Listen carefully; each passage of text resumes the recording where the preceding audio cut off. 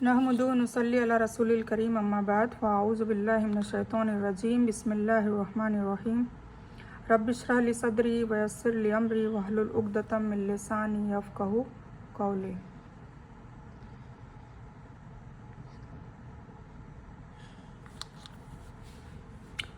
Rabbi ज़िदनी इल्मा rabbi यस्सिर वला तुअस्सिर व तम्मिम bill खैर व बिका नस्तईन। अस्सलामु अलैकुम रहमतुल्लाहि व बरकातुहू। आज हम सूरे निशा का खुलासा करेंगे। खुलासा आपको पता ही है, पहले की वीडियो में भी हमने बता दिया है।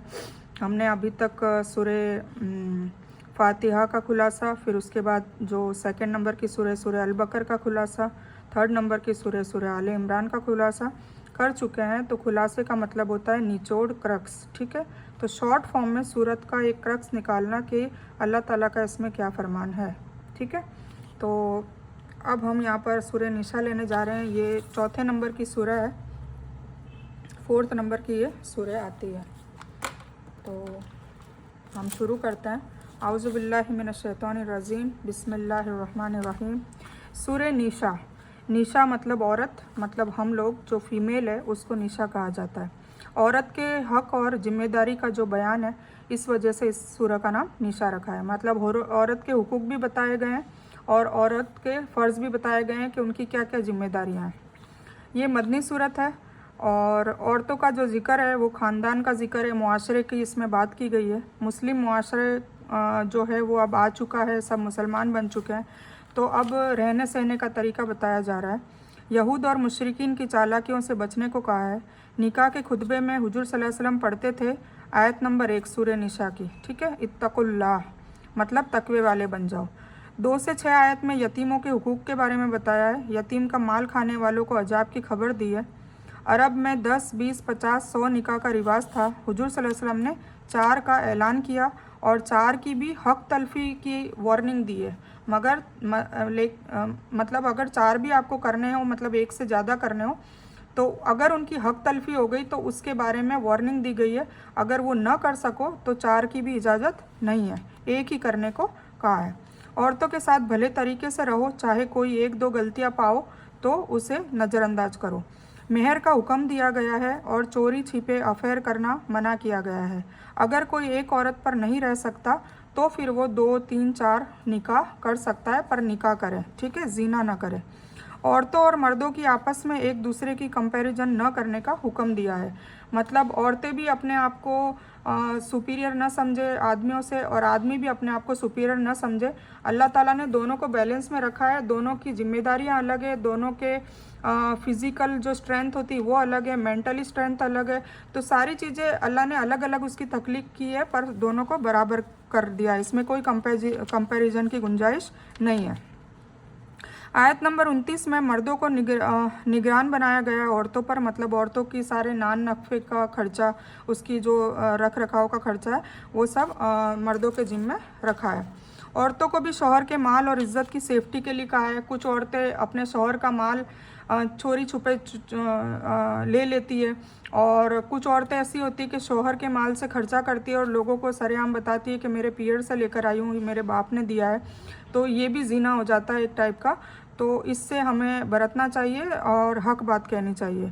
तो शौहर के माल, मतलब शौहर के पीठ पीछे उसकी माल की हिफाजत करने का जो जिम्मा है वो औरतों का है, और उसकी इज़्ज़त की भी हिफाजत करना। मतलब औरतें भी अफेयर न करें, चोरी छुपे गैर महरमों से बात न करें, है ना। तो शौहर की इजाज़त के बगैर घर से बाहर निकलना भी मना है। इतना शौहर का भी, मतलब अगर औरतों के अल्लाह ताला ने हुकूक दिए हैं, मतलब हक दिए हैं, तो औरतों की फ़र्ज़ भी है, मतलब औरतों की जिम्मेदारियां भी है। और अगर दोनों बैलेंस में चलेंगे, अच्छे से चलेंगे, तो ज़िंदगी में कोई रुकावटें और कोई झगड़े नहीं आएंगे, सुकून से ज़िंदगी चलती रहेगी।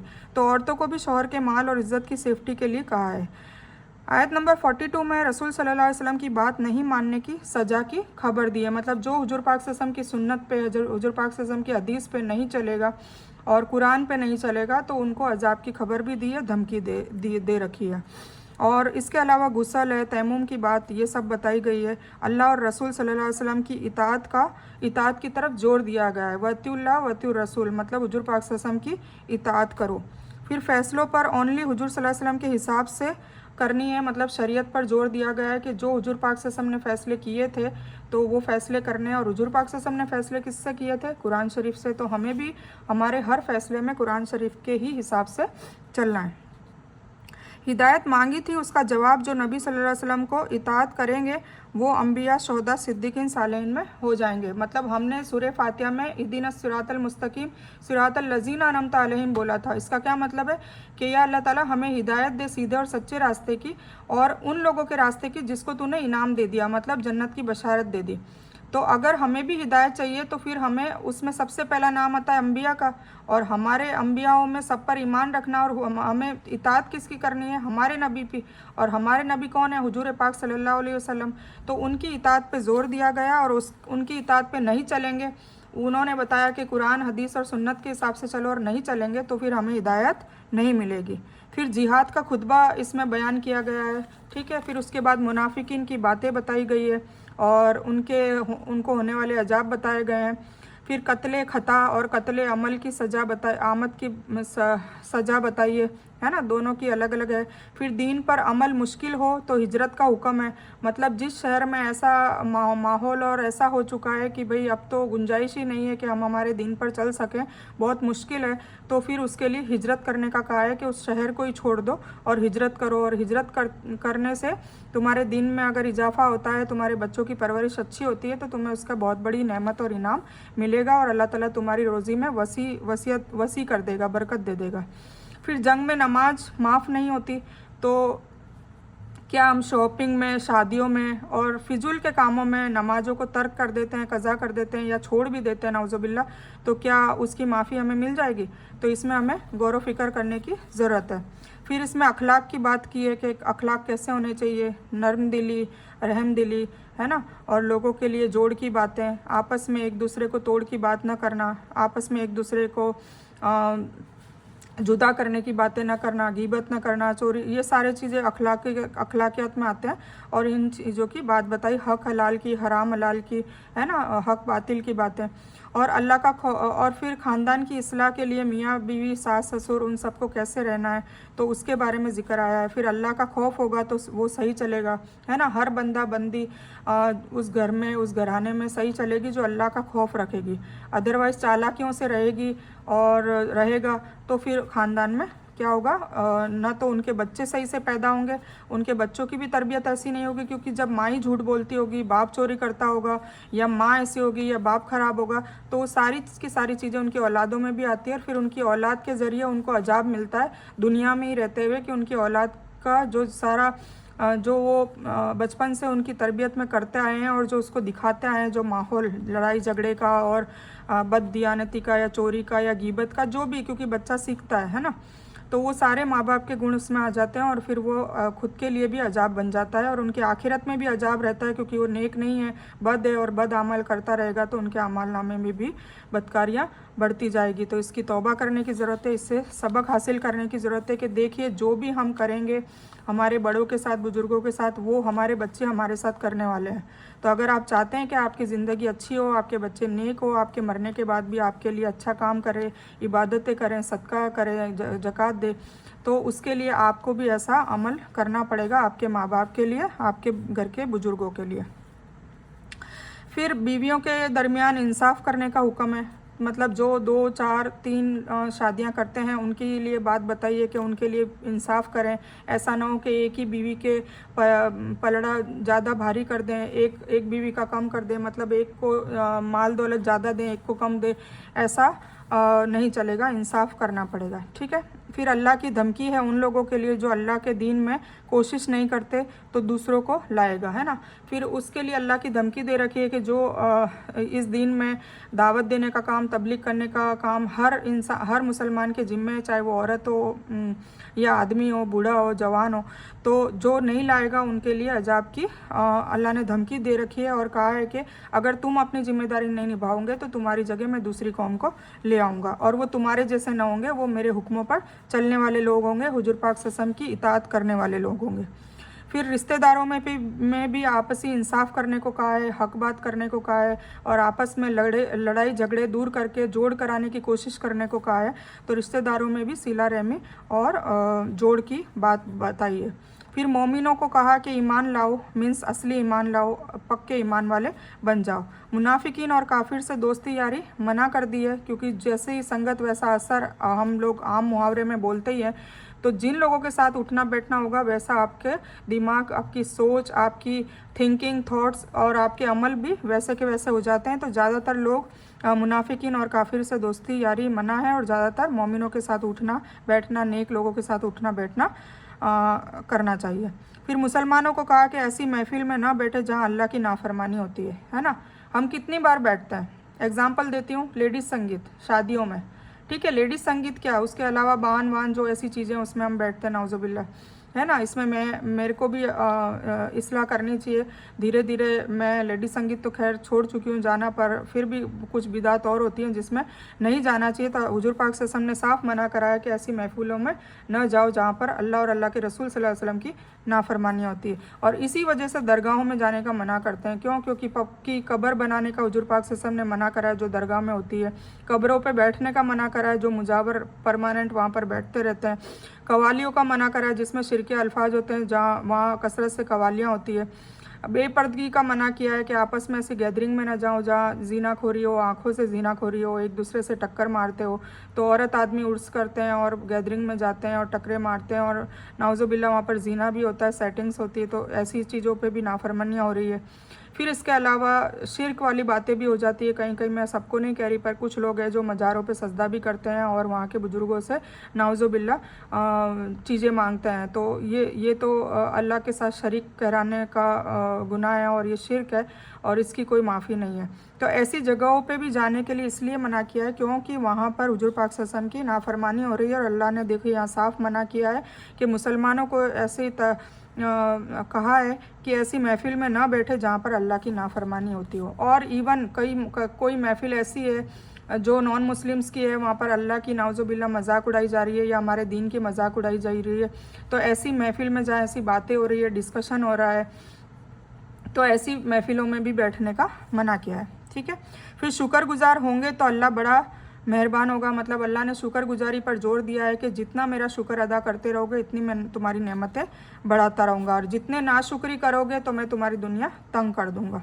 हुजूर सल्लल्लाहु अलैहि वसल्लम ने फरमाया कि जो औरत 3 काम इखलास के साथ करेगी उस पर जन्नत वाजिब है। अब ये हमारे पे बहुत बड़ा एक लॉटरी वाला ऑफ़र है जिसको हम आसानी से ग्रैब कर सकते हैं। तो आइए हम समझते हैं कि हमें सिर्फ 3 काम करने हैं और हम पे जन्नत वाजिब हो जाएगी। वाजिब का मतलब होता है फ़र्ज, ठीक है। तो क्या हम ये 3 काम नहीं कर सकते? तो ये इंशाल्लाह ज़रूर करें। तो सारी फ़र्ज़ इबादतें पाबंदी से अदा कर दें। मतलब फ़र्ज़ इबादतों में क्या क्या आ गया? पहले तो तौहीद, मतलब शिरक नहीं करना है। उसके बाद नमाज़ पढ़नी है 5 वक्ता अव्वल वक्त पर। रोज़े रखने हैं रमज़ान के 330 जो फ़र्ज़ ऐन है। और अगर आपके साहिब निसाब हैं तो अगर आप पे ज़कात बनती है तो ज़कात भी देनी है, और हज बनता है तो हज भी करना है। तो ये तो हो गए फ़र्ज़। इसके अलावा कुरान के जो 6 हक़ है वो पूरे के पूरे अदा करने हैं। मतलब उसको अरेबिक में पढ़ना है, उसको बाअदब वज़ू के साथ उसको टच करना है, उसको लेना है, उसको हिंदी में समझना है, तजवीद में पढ़ना है, उसको समझ के उस पर अमल करना है, और फिर लोगों तक दावत पहुंचानी है और सब्र करना है। तो 6 हुकूक भी अदा करने हैं, ये भी फ़र्ज़ ऐन में आते हैं। तो ये हो गया इबादतों का। फिर उसके बाद शौहर की फरमाबरदार होनी चाहिए, ठीक है। हाँ, शौहर की फरमाबरदार हो और शौहर की इज्जत और माल की हिफाजत करने वाली हो, ठीक है। तो ये आ गया। अब इसमें उन औरतों का ज़िक्र करूँगी कि जो शौहर की गैर मौजूदगी में उसकी इज़्ज़तों को उछालती है, उसकी बुराइयां करती है, या फिर गैर महरमों से बातें करती है। तो ये सब इज़्ज़त में आ गया। और माल का ऐसा है कि वो उसी का माल खर्च करके लोगों को कहती हो कि मैं मेरे पीर से लाई हूँ, मेरे बाप ने दिया है। तो ये भी उसके माल की हिफाजत नहीं करने के बराबर हुआ और बददियानती हो गई। और दूसरा ये कि उसके माल में से चोरी करना और लोगों को दे देना तो उसको पता ही ना हो, तो ये सारी चीज़ें उसमें आ जाती है। तो अगर हम ये 3 चीज़ों पे पाबंदी करेंगे, सारी फ़र्ज़ इबादतें पाबंदी से अदा करेंगे, इंशाल्लाह शौहर की फरमाबरदार बनेंगे और शौहर की इज्जत और माल की हिफाजत करने वाली हो जाएंगे, तो इंशाल्लाह हमारे पे जन्नत वाजिब हो जाएगी। तो हमें इसका मुआवजा लेना है कि क्या हम में ये तीनों क्वालिटीज़ है या नहीं है। अगर नहीं है तो आज से दुआ करें कि अल्लाह इसमें हमारी मदद करे, और आज से नियत करे कि या अल्लाह ताला आज से मैं शौहर की फरमाबरदार बनूंगी, आज से मैं शौहर की इज़्ज़त और माल की हिफाजत करने वाली हो जाऊंगी, और आज से मैं सारी फ़र्ज़ इबादतों को पाबंदी से अदा करूंगी इंशाअल्लाह। ठीक है, आमीन सुम्मा आमीन या रब्बल आलमीन। और ये जो निशा सूरह निशा है, ये अदल और रहमत और इंसाफ की बात करने वाली सूरत थी, और ये मदनी दौर में थी। मतलब जब हुजूर पाक सल्लल्लाहु अलैहि वसल्लम 13 साल बाद मक्की दौर को ख़त्म करके हिजरत करके मदीना गए थे, तब बहुत सारे लोग मुसलमान हो गए थे। और मदनी सूरत मैंने आपको पहले ही बताया कि मदनी सूरत में अखलाक के बारे में, रहन सहन के बारे में, लाइफस्टाइल के बारे में, समाज में कैसे रहना है, सोसाइटी में कैसे रहना है, रिश्तेदारों के साथ कैसे रहना है, घर वालों के साथ कैसे रहना है, पड़ोसी के साथ कैसे रहना है, इन सब के ऊपर तफसील से हमारी तरबियत की गई है, हमें सिखाया गया है, समझाया गया है। तो आई होप आपको सूरह निशा समझ में आई होगी, और अल्लाह ताला से दुआ करें कि हम सब लोग इसको कहने और सुनने से ज़्यादा अमल करने की तौफीक अता फरमाएं। तो इस बयान को मैं यही मुकम्मल करती हूँ।